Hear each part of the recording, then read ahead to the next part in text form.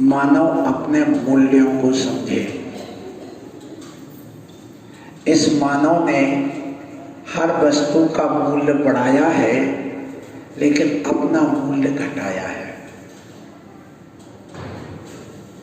जब जब वस्तु में कोई गुण आते हैं, जब जब वस्तु की उपयोगिता बढ़ जाती है, तब तब उस वस्तु का मूल्य बढ़ जाता है। वस्तु के मूल्य का निर्धारण व्यक्ति के गुण और उस वस्तु की आवश्यकता निर्धारित करती है। इसलिए आप लोगों को गुणवान बनना चाहिए। गुण कहां से आते हैं? बाहर से नहीं, अंदर से आते हैं।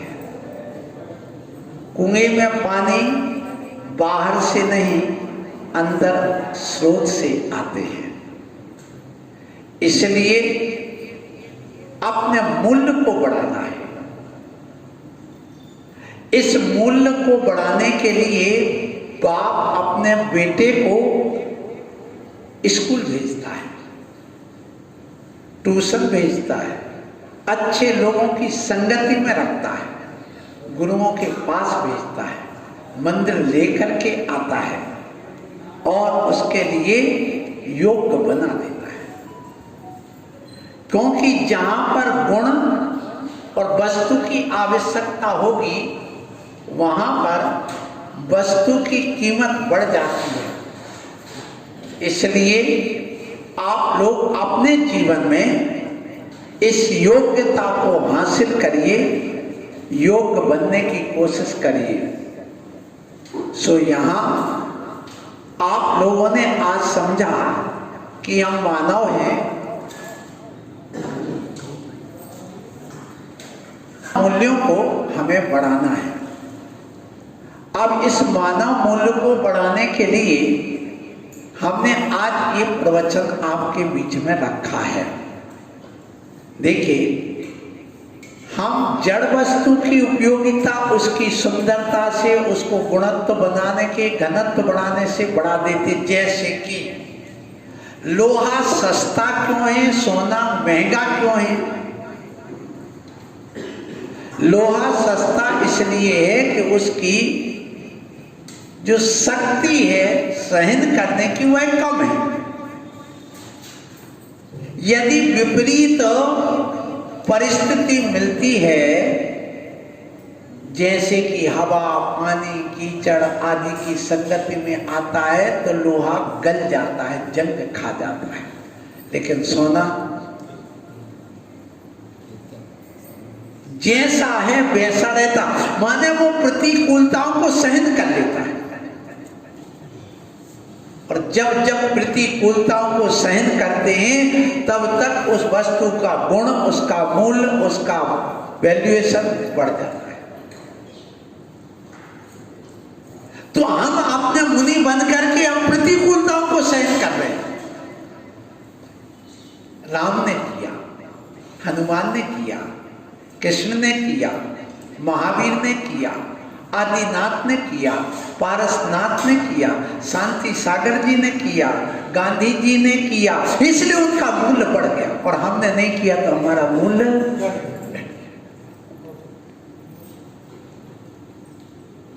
अब आप पंखा लगा के बैठे, इसका मतलब तुम अपना मूल्य कम कर रहे हो। आप मंदिर में स्वेटर आदि पहन करके आए, ठंड में भगवान की पूजा करने, माने आप अपना मूल्य कम कर रहे हैं। क्योंकि आप प्रतिकूलता, परिसय, उपसर, कठिनाइयों पर विजय प्राप्त नहीं कर रहे हैं। जितनी जितनी आप कठिनाइयों को सहन करोगे, उतनी उतनी आपकी बिल वैल्यू बढ़ती चली जाएगी।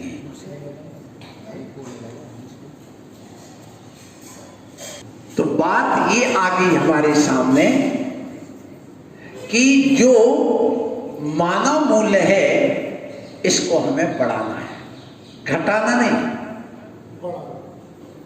मानव का मूल्य बढ़ना चाहिए। अब इसके लिए भगवान महावीर स्वामी ने क्या कहा? पहले अपने जीवन को समझो। जीवन समझो मूल है, ना समझो तो खेल, और आप खिलाड़ी खेल है, खेल सको तो खेल। जीजो समझो मूल है। यदि समझ में आ गई तो मूल्यवान है, नहीं आई तो कोई मूल्य नहीं रह जाता है। तो आज मैं आप लोगों से कहूं कि जहां जीवन के मूल्यों को अपन समझ लेते हैं, वहां पर आपका लक्ष्य बढ़ जाता है और आप अपने लक्ष्य की ओर बढ़ करके अपनी कीमत बढ़ा लेते हैं। तो जहां पर व्यक्ति के अंदर गुण आते हैं तो वह व्यक्ति भारी हो जाता है, और जहां पाप आते वहां भी भारी होता है। लेकिन जब पाप का भार बढ़ता है तो आदमी का मूल्य घट जाता है, और जहां गुणों का भार बढ़ता है वो गुरु बन जाता, भारी हो जाता, महान हो जाता और पूज्य हो जाता है। और जब जब अपने अंदर गुण आते हैं तब तब सहजता आ जाती है, तब तब सरलता आ जाती है, तब तब समता आ जाती है। प्रतिकूलताओं में नहीं घबराना, ये अपने अंदर से ऊर्जा पैदा करो। दुख में मत घबराओ मेरी साथी, दुख तो जीवन में मानव नौका श्रृंगार है। दुख में रतन पे माद भरे, ये करता पापों से खबरदार है। समझ में आ गई ना? अब हमें गाने की जरूरत नहीं, आपको पता है। ये मानव जीवन का श्रृंगार है, क्यों डरते हो?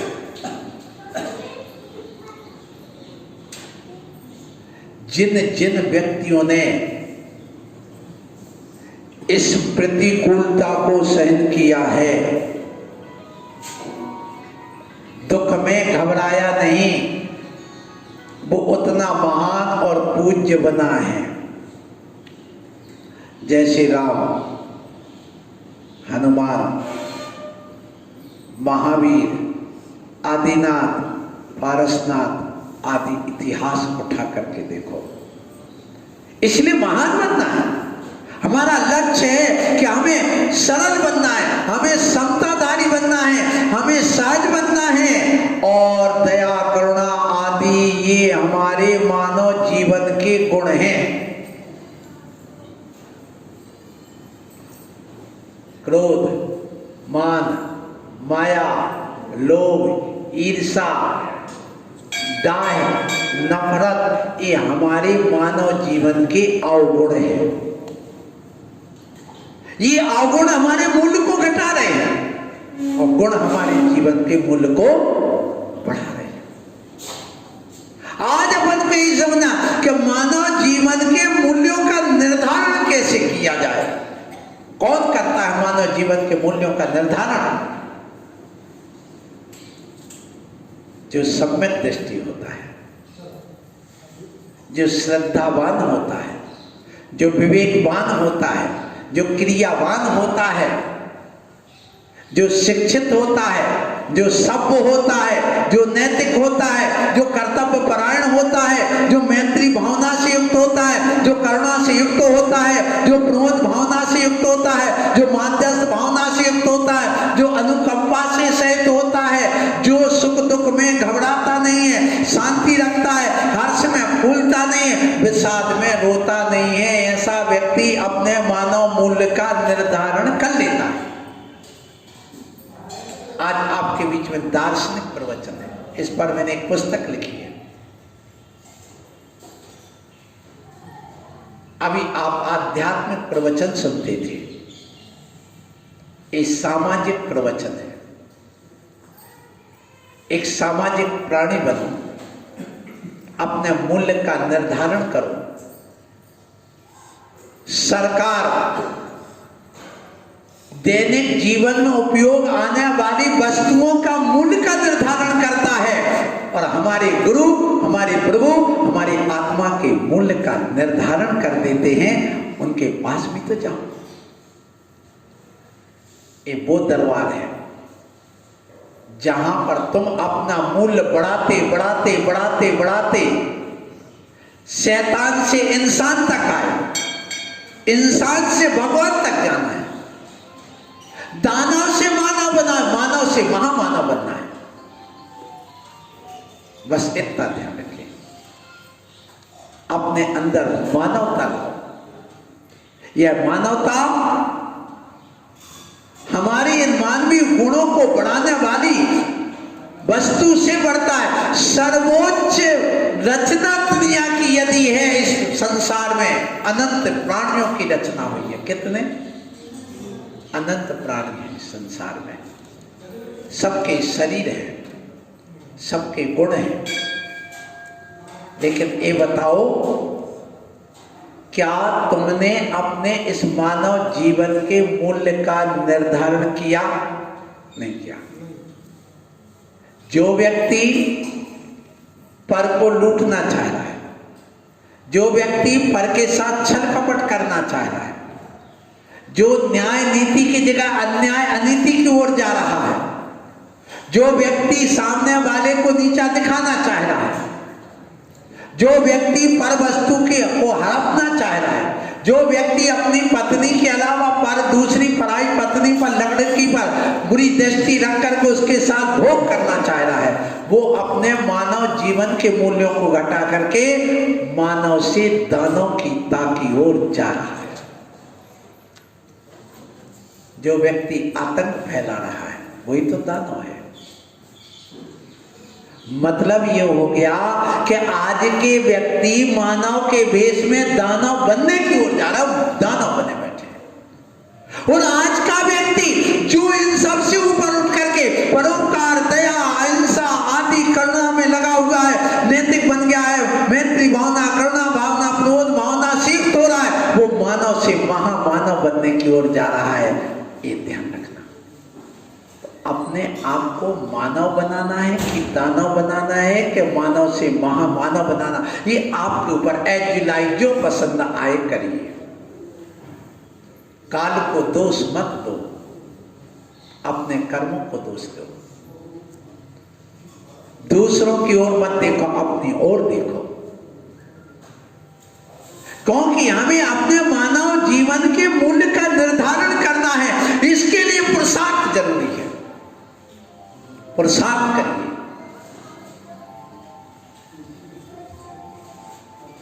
और पुरुषार्थ करने वाला कौन? जो पुरुषार्थ करे वही पुरुष है। आने की पुरुष ही पुरुषार्थ करता है। नारी पुरुषार्थ नहीं कर पाती ढंग से। भैया एक घंटिया बंद तो कर लो थोड़ा। तो बात ये आ गई कि मानव जीवन, आप लोग समझिए, मानव जीवन के मूल्य को समझिए। आप मनुष्य हैं, मानव है। मानव कौन है? जो मनु की संतान है वही मानव है। मनु कौन है? कुलकर। कुलकर कौन है?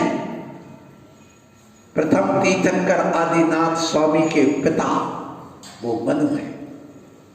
जो वेदों में मनु मनु की बात आती है वो वही मनु है। ये वही मनु है जिनके पुत्र तीर्थंकर बने, उनके पुत्र के पुत्र चक्रवर्ती बने और बाहुबली बने, कामदेव बने, जिन्होंने सृष्टि की रचना करके सारे लोगों को सत्कर्म का उपदेश दिया है। लेकिन इतिहास सब गायब है। इतिहास पर पूरा पोता लगा दिया गया है। क्यों? जिसकी लाठी उसकी भैंस हो रही है और अपनी अपनी ढपली बजा करके ये लोकतंत्र में भीड़ इकट्ठी करी जाती है और राजतंत्र में भीड़ नहीं, भक्ति की जाती है और भगवान की आराधना करके न्याय नीति पर चला जाता है। यहां भीड़ न्याय करती है और वहां पर भगवान न्याय करता है। भीड़ के न्याय को स्वीकार करना है कि भगवान के न्याय को स्वीकार करना है। ज्ञानियों जरा सुनो, किसके बताए मार्ग पर चल रहा है। आज का हर व्यक्ति फिल्मी दुनिया के एक्टर को अपना आदर्श मान करके बैठा है और अपने मूल्यों को घटा रहा है, बढ़ा नहीं रहा। एक उनकी और स्थिति बिगड़ गई। कौन समझाएगा इनको? सिनेमा ने दिया क्या है? मूल्यों को बढ़ाया है कि घटाया है? पूछो अपनी आत्मा से। सिनेमा ने दिया क्या? आप ये बात और समझ लो। आज सिनेमा से आज पूरी राजनीति प्रभावित है। सिनेमा से आज पूरा मीडिया प्रभावित है। सिनेमा आज सारे बच्चों को प्रभावित कर रहा है। सिनेमा आज उन विद्यार्थियों को प्रभावित कर रहा है।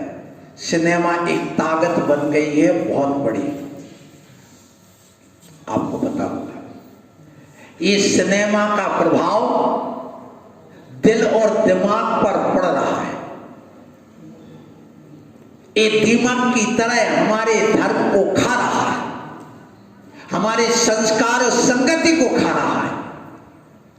ये हमारी संस्कृति और संस्कार को बदल रहा है। आज भी सिनेमा के भी एक्टर आपके आदर्श बन गए, भगवान बन गए। ये बहुत बड़ी गलती हो गई इन बच्चों की। उस जेब में आज उन सिनेमा के जो एक्टर उनके फोटो मिलेंगे। तुम्हारे घर में देवियों की उन जो है श्री देवी की फोटो मिलेगी, लेकिन यहां पर भगवान की फोटो आज धीरे धीरे गायब हो रही है। और ये डायरेक्ट दिल और दिमाग पर सीधा सीधा मज्जानुराग पैदा करता। मज्जानुराग क्या कहलाता है? जो हड्डी के अंदर बुखार आ जाता ना, वैद्य कहता है कि हड्डी के अंदर बुखार चला गया। अथवा ये हड्डी होती ना, हड्डी अंदर से पोली होती, उसके अंदर एक लिक्विड रहता है, वो अंदर भरा हुआ है। ऐसे जैसे उस हड्डी के अंदर वह मज्जा भरा हुआ, वैसे हमारे दिमाग में आज ये फिल्मी दुनिया भर चुकी है। एक ध्यान रखो, ये तुम्हें कटे फटे वस्त्र पहनना परोस रहे, इससे मूल्य तुम्हारा घट रहा है। वे फिल्मी दुनिया के एक्टर तुम्हारी जैन संस्कृति को बदलने में लगी है। वे फिल्मी दुनिया के लोग क्या कर रहे हैं आप सुनिए। ओ माय गॉड, एक फिल्म बनाई कि नहीं बोलो? उसमें क्या बताया? मैंने देखी नहीं, सुनिए। पीके बजरंगी भाईजान, उसमें क्या बताया गया? आप कभी सोचा ये संस्कृति बदलने का है? ये तुम्हारे मूल्य घट जाए, तुम हिंदू हो, तुम जैन हो, तुम अपनी अनास्था से भर जाओ, और करने वाला कौन है? वो ही खुदा ऊपर बैठा, ये वहां पर परोसा जा रहा, तुम्हें कुछ समझ में नहीं आ रहा। आप उसकी गहराई में जाइए। अन्य धर्मों की मजाक उड़ाने के बदलाव और कुछ नहीं है बस।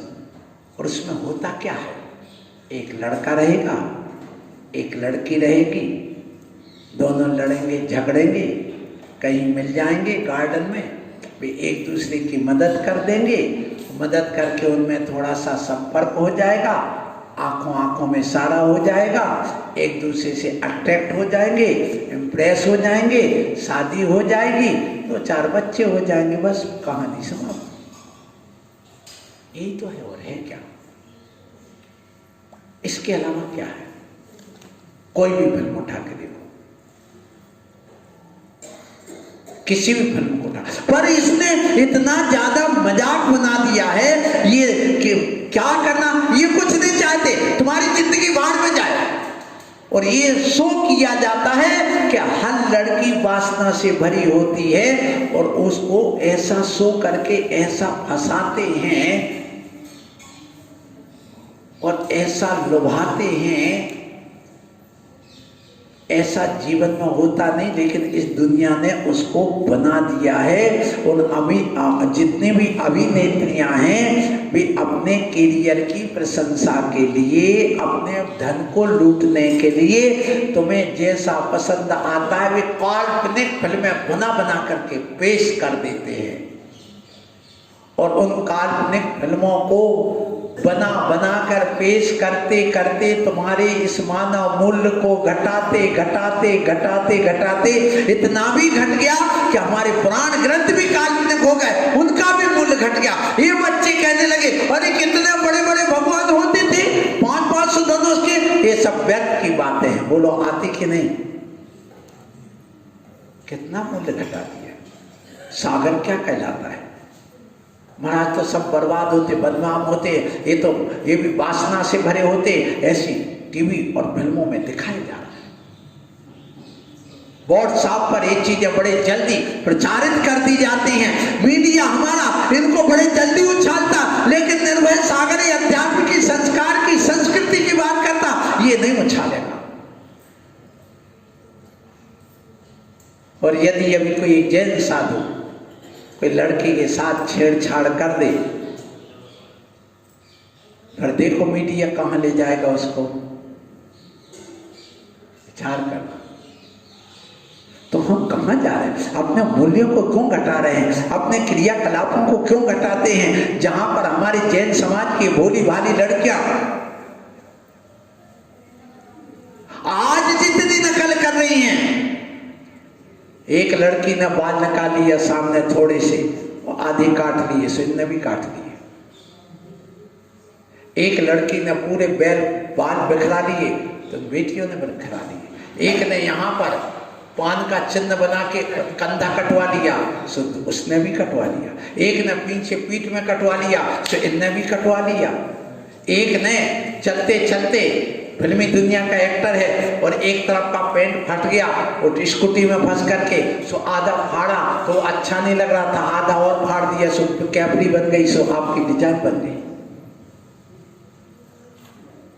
आपको मालूम बेटियों, ये जो फटे जींस आए हैं ये क्या है?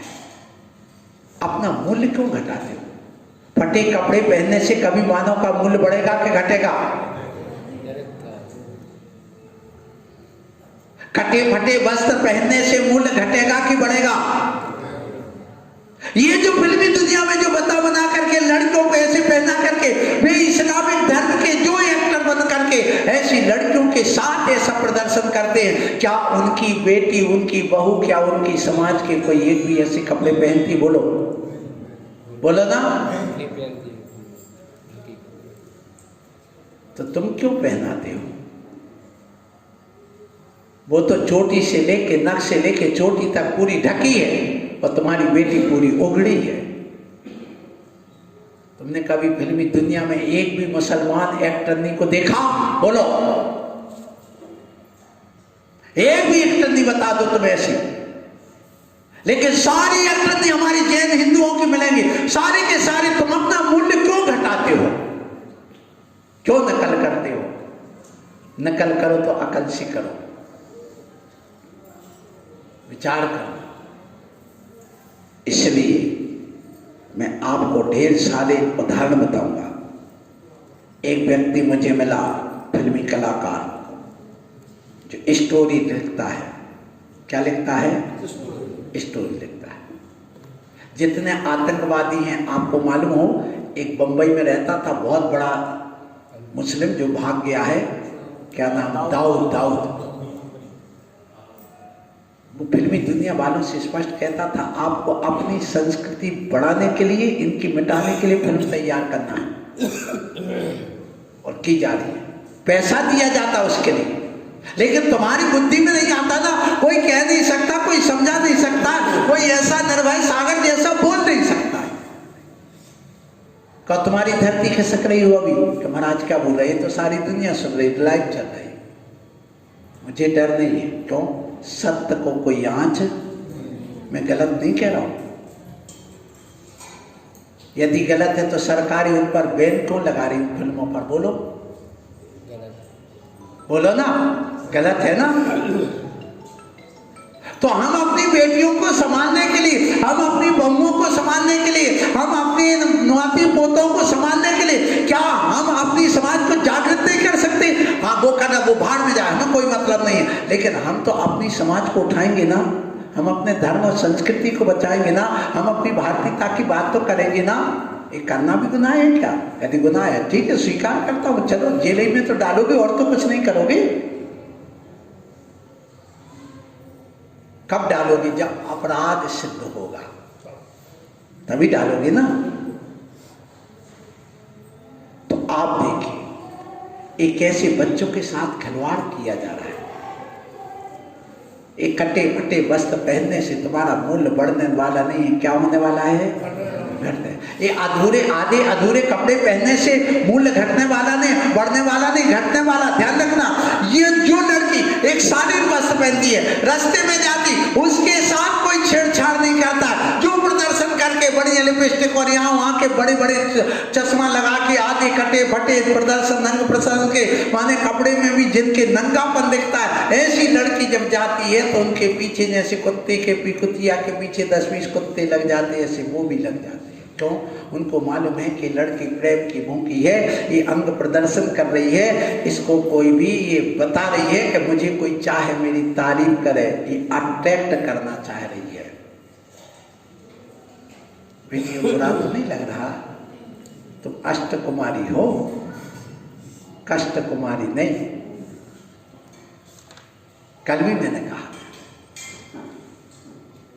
जब जब तुम अंग प्रदर्शन करने के लिए आती हो तब तक माता पिता को कष्ट कुमारी बन जाती हो, और जब जब तुम अपने शालीन वस्त्र और धर्म पूजा पाठशाला आती हो तब तुम अष्ट कुमारी बन जाती हो। बस ये ध्यान बनो, करो ये। ऐसे अधिक कितने सारे उदाहरण सुन लो, जितने भी आप देखिए इसी फिल्मी दुनिया के कारण से सुनो, कैसे तुमने मूल्य घटाया, कैसे अपने धर्म को घटाया, कैसे तुमने क्या किया। आपको मालूम हो, उदाहरण में देना चाहिए, सलीम खान नाम का हुआ है, उसने सुशीला देवी से शादी कर ली ऐसे प्रदर्शन करते करते। आपको मालूम हो, शाहरुख खान हुआ है, उसने गौरी छिप्पल से शादी कर ली, ये सब हिंदू लड़कियां थी। आपको मालूम हो कि रीना दत्त हुई है, उसने ये साफ कपड़े पहनाते पहनाते आमिर खान से शादी कर ली। पर आपको मालूम हो, अमृता सेन है, उसने अली खान से शादी कर ली। सीमा सचदेव है, जिसने सोहेल खान से शादी कर ली। परवीन हाशमी है, जिसने इमरान से शादी कर ली। आपको मलिका पारेख है, ये अभिनेत्री, शाहिद खान से शादी कर ली। मल्लिका है, इसने इमरान खान एक और हुआ है, उससे शादी कर ली। ये सब लड़कियां कौन थी? बोलो। माने तुमने अपने हिंदू धर्म के मूल्य को घटा करके सारा तो नष्ट कर दिया, सत्यानाश कर दिया। जब एक लड़की वहां पर गई है, आप बताइए उसकी जो संतान होगी वो कौन होगी? उसकी सभ्यता कौन सी होगी? उसका धर्म कौन सा होगा? इतिहास क्या होगा? ये विचार करना होगा।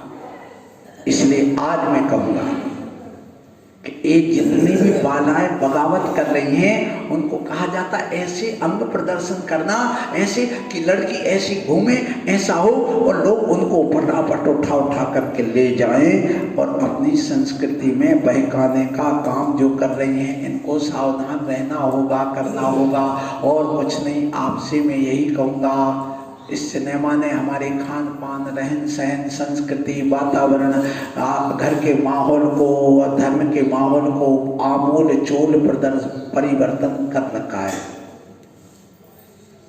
आज सबसे ज्यादा प्रभावित हैं बेटा बेटियां तो किससे हैं? फिल्मी दुनिया से, इस मीडिया से। उनको तुम्हारी संस्कृति और संस्कारों से मतलब नहीं है, उनको अपनी संस्कृति और संस्कार से मतलब है, उनको अपने पैसों से मतलब है, उनको अपनी प्रशंसा से मतलब है। तुम्हारी जिंदगी भाड़ में जाए, हमें कोई मतलब नहीं। अपने मूल्य क्यों घटा रहे हो? अपने धर्म के महत्व को क्यों घटा रहे, अपने गुरुओं के महत्व को क्यों घटा रहे हो? ये देखना, आपने कभी तक मुझे ये बताओ, तुम्हारे जैन साधुओं के कितने सारे वीडियो पड़े होंगे काय में, मीडिया में, हिंदू बाबाओं के मीडिया में कितने सारे पड़े होंगे, एक भी मुसलमान का तो बता दो वहां क्या ऐसी घटनाएं नहीं घटती? ढेर घटनी, पर एक भी को नहीं डाला। एक गलती किसकी है? हमारी समाज की, उनकी गलती नहीं, उनकी गलती नहीं, ये किसकी है? और बताइए, एक महाराज का यदि बलात्कार का वीडियो डल जाए तो कितने लोगों के अनास्था भाव हो जाएंगे, कितने लोग बदनाम करेंगे, कितनी बुरी दृष्टि से गब्बर साधुओं को देखेंगे। ध्यान रखना, कितना भी शोधबीन करके करो, कोई ना एक कंकर आ ही जाता है। कितना सावधानी से बोलो, एक या शब्द में चूक ही जाते हैं, एक दो आम सड़ ही जाते हैं। अब उन सड़े आमों की, उन कंकर की ओर देख करके सारा मजा किरकिरा क्यों कर देते हैं? इस बात को भी आपको देखना होगा, क्योंकि आप लोगों ने ओ माई गॉड में देखा होगा कि संतों को मूर्ख, छली कपटी मूर्ख बताते हैं, प्रतिमा को पत्थर समझने लगे, नकली फिल्में देख देख करके। पौराणिक कथाएं भी ऐसी काल्पनिक हो गई हैं। सो आपको मैं कहूँ, जो मैं मुजफ्फर अली करके जो लिखते हैं कि यदि तुम्हें इस दुनिया का माहौल बदलना है, इस दुनिया की हालात बदलना है, तो फिल्मी दुनिया से बदल सकते हैं। वो कहते हैं, समझाते, तो हम भी तो समझाएंगे कि आपको मानसिक, शारीरिक आदि मनोरंजन के तौर पर कैसे बदला जाता है। खेल खेल में तुम्हारी संस्कृति बदल गई। इसलिए जितने भी नेता अभिनेता हैं, ये सब मंत्र तंत्र टोना टोटका आदि को देख करके, उनके रूप को देख करके प्रभावित हो रहे हैं। अपन को प्रभावित नहीं होना, ऐसी फिल्मों पर प्रतिबंध लगना चाहिए जिसमें अंग प्रदर्शन होता है, जिसमें दारू पिलाते हुए दिखाते हैं, ऐसी फिल्म नहीं होना चाहिए। हम दिगंबर साधु को देख कर तो कहने लग जाते, अरे ये महाराज नंगे घूम रहा है। अरे तुम उस फिल्मी दुनिया में नंगे नाच दिखा रहे, बलात्कार दिखा रहे हो, तुम दारू पीते हुए दिखा रहे, तुम हत्या करते हुए दिखा रहे, इन पर पहले प्रतिबंध लगाओ, तब जाकर के संस्कृति बदलेगी, तब जाकर के तुम्हारे संस्कार जीवित रहेंगे, तब जाकर के तुम अपना धर्म बचा सकोगे, तब जाकर के देश बचा सकोगे। अन्यथा ये सारा का सारा सब गड़बड़ हो जाएगा, गुड़ गोबर हो जाएगा। और हो रहा है, समय अपना पूरा हुआ। मैं आप लोगों से यहाँ पर यही कहूँगा कि अपने जिंदगी के आयाम क्या हैं? आयाम माने अधिकतम सीमा, लंबाई, चौड़ाई, ऊंचाई बढ़ाओ। जिंदगी के आयाम को बदलो। उसको बदलने के लिए सदगुरु की आवश्यकता है, उसको बदलने के लिए जिनालयों की आवश्यकता है, इनको बदलने के लिए पाठशालाओं की आवश्यकता है, इनको बदलने के लिए, आपके लिए अपना मापदंड आदि बदलने के लिए आपको खान पान रहन सहन बदलने की आवश्यकता है। तब अपना मूल्य निर्धारण करोगे। अंतरंग जीवन और बहिरंग जीवन, ये दो प्रकार का जीवन है। इसको हमें समझना है, इसको हमें बदलना है और मोक्ष मार्ग पर लगना है। सम्यक दर्शन को भी समझना है, तब हम अपने आत्मा के मूल्य को समझ पाएंगे। जीवन का मूल्य अलग है और आत्मा का मूल्य अलग है। इन दोनों बात को हम आगे कभी और कहेंगे। इतना ही रखें। बोलो महावीर भगवान की जय।